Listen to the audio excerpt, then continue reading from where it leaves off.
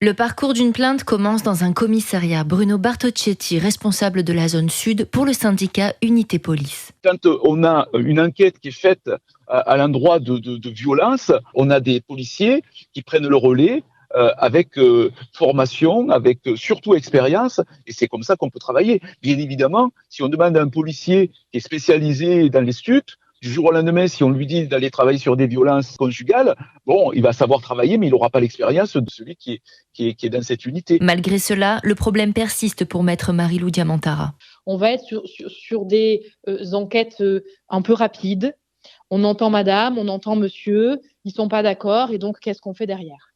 Et c'est là où on va arriver sur des classements sans suite parce qu'on va manquer d'éléments, manquer de temps pour des enquêtes avec des moyens. On va avoir des moyens considérables dans des enquêtes où il y a du narcotrafic et où il y a des investigations téléphoniques, des investigations plus poussées. Mais dans ces dossiers-là de droit commun, on va vite parce qu'il faut vider les stocks. Bien évidemment, les décisions sont prises par les parquets qui, en quelques instants, ont un retour au téléphone des services de police en disant voilà, dans cette enquête, il y a ça, madame dit blanc, monsieur dit noir. Et en quelques minutes, ils disent bon, ben là, on n'a pas d'éléments, tant pis pour celui-là, on classe. Ces femmes ont pour la première fois passé la porte avec courage et en réponse, c'est on n'a pas enquêté peut-être suffisamment. Le résultat, c'est qu'on ne sait pas, donc c'est pas grave. Retournez vivre avec monsieur et débrouillez-vous. Et c'est ça qui est terrible. L'année dernière, près de 250 000 femmes majeures ont été victimes de violences conjugales en France, un chiffre en hausse chaque année.